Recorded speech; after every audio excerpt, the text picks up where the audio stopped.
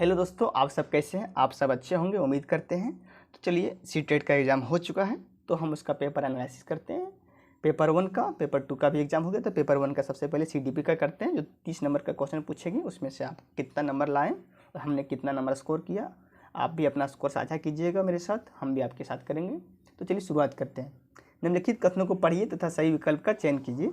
अभी कथन ये क्या कहता है? शिक्षार्थियों के बीच समालोचनात्मक चिंतन यानी कि क्रिटिकल थिंकिंग सुगम बनाने के लिए शिक्षकों को उनके विविध परिस्थितियों और विभिन्न दृष्टिकोणों से अवगत कराना चाहिए। बिल्कुल सही दोस्तों, ये कथन बिल्कुल सही। कारण यार क्या है, जब विद्यार्थी विविध प्रतिनिधियों के बीच बातचीत में संलग्न होते हैं तो वो क्रिएटिविटी यानी कि रचनात्मक और क्रिटिकल थिंकिंग के बीच में क्षमताओं को समृद्ध करते हैं। इसका दोस्तों कहने का मतलब है दोस्तों, जब भी हम बच्चों को किसी भी समस्या विविध परिस्थितियों में छोड़ देते हैं तो उसके अंदर क्रिटिकल थिंकिंग आने लगता है, वो क्रिएटिविटी करने लगता है और उस चीज़ों के बारे में ज़्यादा चीज़ों को समझ पाता है और वो अपना समझ विकसित कर पाता है। तो दोस्तों इसका सीधा से आंसर होगा ऑप्शन नंबर 4। ए और आर दोनों सही है और आर जो कि कारण है ये की सही व्याख्या करता है। ठीक है, चलिए दूसरा क्वेश्चन देखते हैं। निम्नलिखित में से अधिगम का प्राथमिक लक्ष्य कौन सा होना चाहिए? तो दोस्तों सीधा सा इसका आंसर होगा डेवलपमेंट ऑफ क्रिटिकल थिंकिंग, सबसे पहला आंसर होगा दोस्तों। तीसरा, विद्यार्थियों की सीखने की शैलियों में विविधता।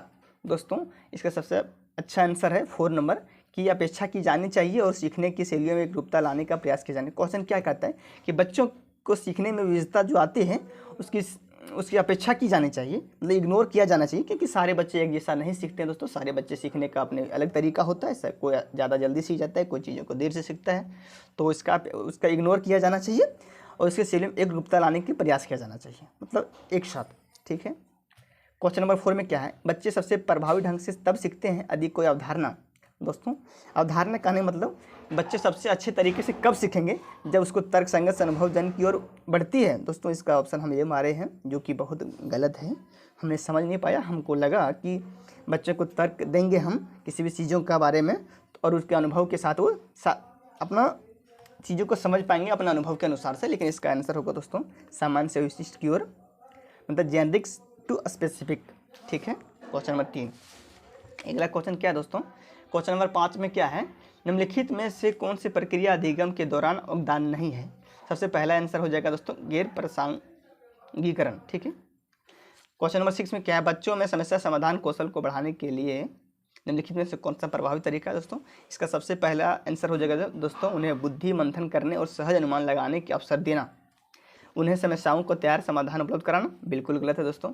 स्वतंत्र चिंतन को हतोत्साहित, मतलब कि डिस्करेजिंग नहीं दोस्तों, ये बिल्कुल नहीं हो सकता है, ऑप्शन गलत है। कठिन समस्याओं से बचने के लिए उन्हें प्रोत्साहित करना। दोस्तों इसका आंसर हमने 3 लगा दिया था जो कि बहुत गलत था, लेकिन हमने इसको फिर से देखने के बाद 6 का 1 लगाए हैं। क्वेश्चन नंबर 7 में क्या है? अनुभवात्मक अधिगम किस पर बल देता है? दोस्तों इसका सीधा से आंसर होगा सीखने में पुनर्बलन की भूमिका पर। ठीक है, क्वेश्चन नंबर 8 क्या है? निम्नलिखित कथनों को पढ़िए तथा उन्हें सही विकल्प का चयन कीजिए। कथन ये अधिक और कारण। शिक्षकों को सार्थक वातावरण बनाना चाहिए जिसमें सभी बच्चों का सक्रिय भागीदारी और संलग्नता हो। बिल्कुल सही है। सभी बच्चे आंतरिक रूप से सीखने के लिए प्रेरित होते हैं, सीखने में सक्षम होते हैं। बिल्कुल सही दोस्तों, इसका आंसर 4 होगा। ए और आर दोनों सही है और आर ए की सही व्याख्या करता है। तो चलिए अगला क्वेश्चन देखते हैं, क्वेश्चन नंबर 9। लेव वाइगोस्की के अनुसार बच्चे संकल्पात्मक योग्यताओं के बीच में भूमिका निभाता है। इसका आंसर हो जाएगा सही सहकर्मी योग्यता यानी पीयर कोलैबोरेशन, उसी के द्वारा। दोस्तों लेव वाइगोस्की के सिद्धांत के अनुसार आंतरिक वाक यानी कि इनर स्पीच बच्चे के लिए एक काल्पनिक दोस्त के रूप में काम करता है दोस्तों, जो कि संप्रेषण करने का तरीका है बच्चों का। क्वेश्चन नंबर 11 क्या है? 4 वर्ष की अपर्णा कहती एक बटन जिंदा है क्योंकि यह उसकी 4 वर्ष की अपर्णा कहती है एक बटन जिंदा है क्योंकि यह उसकी शर्ट को एक साथ बांधने में मदद करता है। जीन पियाजे के अनुसार, दोस्तों आपने पढ़ा होगा जीन पियाजे का सिद्धांत, तो सेकंड नंबर जो है उसका जो है ऑप्शन में जो है जीववाद चिंतन, मतलब उसको सही, मतलब सजीव और निर्जीव में उसे नहीं पता है कि सजीव किसे कहते हैं और निर्जीव किसे कहते हैं। तो इसका आंसर हो जाएगा 4 नंबर एनिमिज्म थिंकिंग। ठीक है, इसका यही है, यहाँ एनिमिस्टिक थिंकिंग लिखा हुआ है, लेकिन इसका वही था आंसर। क्वेश्चन नंबर 12, शिशुअवस्था में सामाजिकरण की। तो शिशुअवस्था में उसको सामाजिकरण का सबसे पहला था प्राथमिक संस्थाएं हैं माना जाता है महत्वपूर्ण है, जबकि प्रारंभिक बाल्यावस्था में सामाजिकरण की माध्यमिक संस्थाएं भी महत्वपूर्ण हो जाती है। इसका आंसर 4 होगा दोस्तों, बिल्कुल सही है। आप किस क्वेश्चन में गलत किए दोस्तों, आप भी अपने को साझा कीजिएगा मेरे साथ, ताकि अगला बार वो गलती ना करें। दोस्तों लेव वाइगोस्की के अनुसार, दोस्तों लेव वाइगोस्की का सीधा से कहना था कि भाषा विकास संज्ञानात्मक विकास को सुगम बनाता है। दोस्तों इसका आंसर सबसे फर्स्ट हो जाएगा दोस्तों, ठीक है।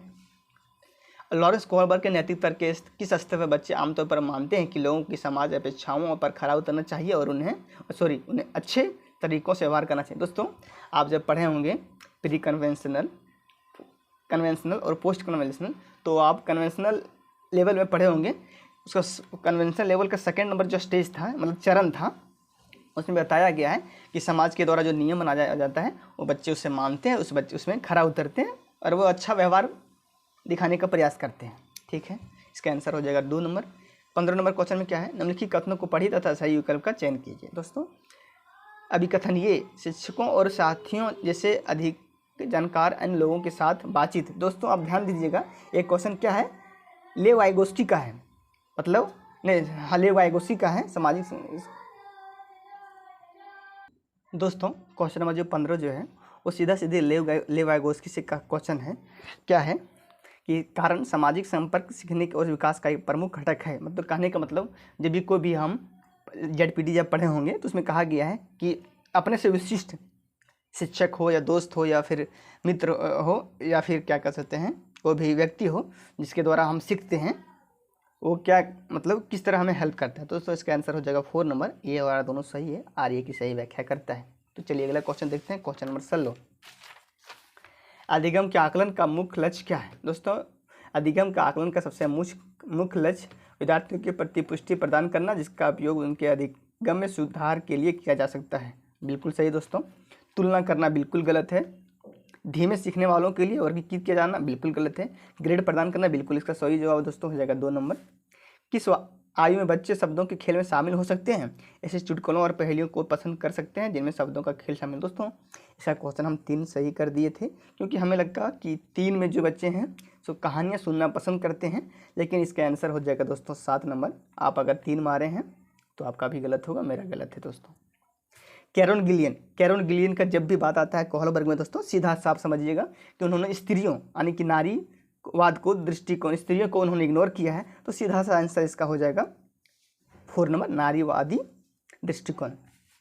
क्वेश्चन नंबर 19 में जीन पियाजे के अनुसार पूर्व संकीर्णात्मक चिंतन के मुख्य विशेषताओं में से एक केंद्रीय यानी कि सेंट्रेशन है, जो कि किसी स्थिति के पहलू पर ध्यान केंद्रित करने और दूसरों की अपेक्षा करने की प्रवृत्ति को संदर्भित करता है। बिल्कुल सही होगा दोस्तों, इसका आंसर होगा 4।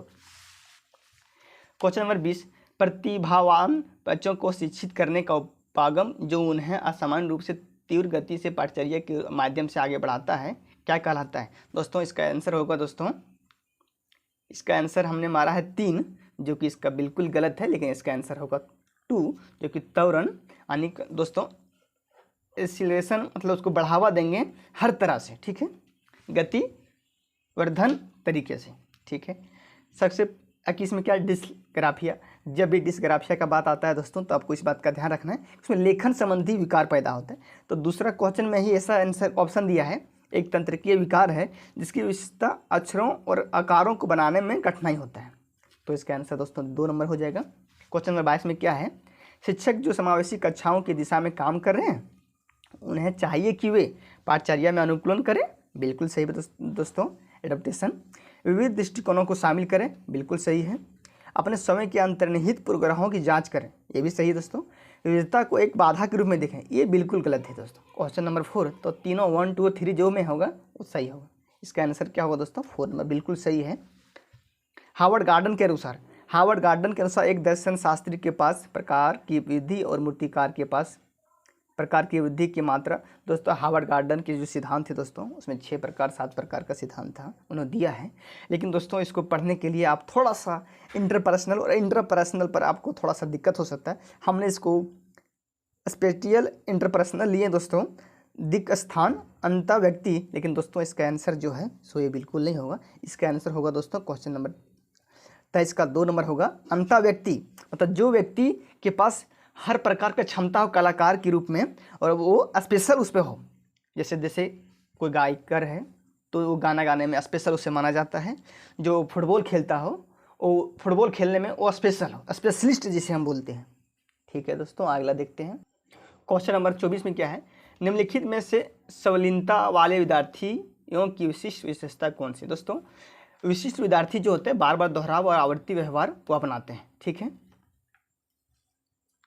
अगला क्वेश्चन क्या है, निम्नलिखित में से कौन सा स्थूल गति कौशल है। दोस्तों जब यह स्थूल गति कौशल की बात आता है मतलब ग्रॉस मोटर स्किल का, तो तैरना आप देखेंगे कि कोई भी टीचर आपको पढ़ाएगा तो सबसे पहला ऑप्शन जो है स्थूल गति कौशल का मतलब शारीरिक बोध, मतलब शारीरिक क्रियाओं का जो सबसे ज़्यादा जिसमें कार्य होता है वो तैरना है दोस्तों, क्योंकि कागज़ कटिंग करने के लिए हमको शारीरिक क्रियाओं को बहुत ज़्यादा जरूरत नहीं पड़ेगा।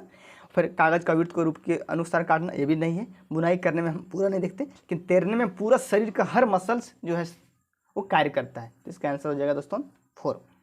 बौद्धिक वृद्धि और विकास के, दोस्तों इसका आंसर हो जाएगा, हमको लगा कि इसका आंसर 2 होगा लेकिन इसका 1 होगा, लेकिन इसका आंसर 4 होगा दोस्तों, बिल्कुल सही है। शीर्षगामी मतलब बच्चे का जो विकास होता है तो शीर्ष से पैर की होगा और होगा, उसे कहते हैं शीर्षगामी। समीपस्थ मतलब आंतरिक से बाहरी की ओर, ठीक है। तो इसका आंसर हो जाएगा दोस्तों 4। क्वेश्चन नंबर 27 में क्या है, प्रारंभिक बाल्यावस्था में वृद्धि सबसे पहले दोस्तों धीमी होगी, फिर कुछ हद तक आत्म केंद्रित होगी, फिर स्थिर है, फिर तार्किक है। तो इसका आंसर हो जाएगा दोस्तों 3 नंबर। क्वेश्चन नंबर 28 में क्या है, निम्नलिखित में से कौन सा एक ऐसा प्रश्न का उदाहरण है जिसमें विद्यार्थियों की अपनी सोच पर विचार करने की आवश्यकता होती है। तो दोस्तों इसका सबसे पहला आंसर हो जाएगा, कक्षा की शुरुआत से क्रियाओं के उपयोग के बारे में आपकी समझ कैसे बदलती है, ठीक है। क्वेश्चन नंबर 19, निम्नलिखित में से कौन सा विफलता के लिए आंतरिक आरोपण का एक उदाहरण है। दोस्तों इसका सीधा से आंसर हो जाएगा दोस्तों, मैं परीक्षा में फेल हो गया क्योंकि मैंने पर्याप्त पढ़ाई नहीं की। लेकिन इसका ऑप्शन देखिए कितना अच्छा दिया है, मैं परीक्षा में फेल हो गया क्योंकि मेरे दोस्त मेरा ध्यान भटका रहे थे। बिल्कुल गलत दोस्तों, ऐसा कोई भी कारण नहीं होता है परीक्षा में फेल होने का। शिक्षक के पक्षपाती होने के कारण मुझे अच्छे अंक नहीं मिले। दोस्तों शिक्षक कभी पक्षपाती नहीं होते, ये भी आपका गलत है। मुझे निम्न ग्रेड प्राप्त हुआ क्योंकि शिक्षक कठोर तरीके से आंकते हैं। दोस्तों कभी भी शिक्षण प्रक्रिया में शिक्षक कठोर तरीके से नहीं आंकते हैं, ठीक है। चलिए अगला क्वेश्चन क्या है, 30 नंबर, निम्नलिखित कथनों को पढ़े तथा सही करें। दोस्तों जो कथन का क्वेश्चन 4 था, बिल्कुल चारों में से चारों सही था। लेकिन देखिए क्या कहता है, बहुत कम उम्र में दुनिया भर में अधिकांश संस्कृतियों में लड़कियां गुड़ियों को खिलौनों के रूप में चुनती है, जबकि लड़के कारों के साथ खेलना पसंद करते हैं। बिल्कुल गलत दोस्तों, कोई भी संस्कृति ऐसा नहीं कहता है। बच्चे किसी विशेष संस्कृति की अपेक्षाओं के आधार पर एक लड़के या लड़की के लिए उपयुक्त माना जाता है, इसके बारे में जानकारी व्यवस्थित करते हैं, उनके अनुसार व्यवहार करते हैं। नहीं दोस्तों, ये जो है संस्कृति वो कभी नहीं दोस्तों, हम लोग का मानना है या फिर धारणा बना ली है कि लड़कियां कुछ चीज़ों में कमज़ोर है हम लोगों से। लेकिन इसका आंसर बिल्कुल सही होगा दोस्तों, क्वेश्चन नंबर 3, ये और 8 दोनों गलत है। तो दोस्तों आपका कितना क्वेश्चन गलत हुआ, मेरा दोस्तों 25 से 26 सही है। एक क्वेश्चन में हमको डाउट है, और क्वेश्चन नंबर वो दोस्तों है 27 जिसमें हमने टिक नहीं लगाया था, और हमको याद भी नहीं है कि ये क्वेश्चन का हम ऑप्शन ये मारे हैं या फिर 3 मारे हैं, तो ये गलत हो गया दोस्तों, ठीक है। तो चलिए हम अगला क्वेश्चन देखेंगे। अगला हम जब क्वेश्चन पेपर देखेंगे उसके पहले दोस्तों आप अपना ज़रूर बताइएगा कि आपका स्कोर कितना रहा।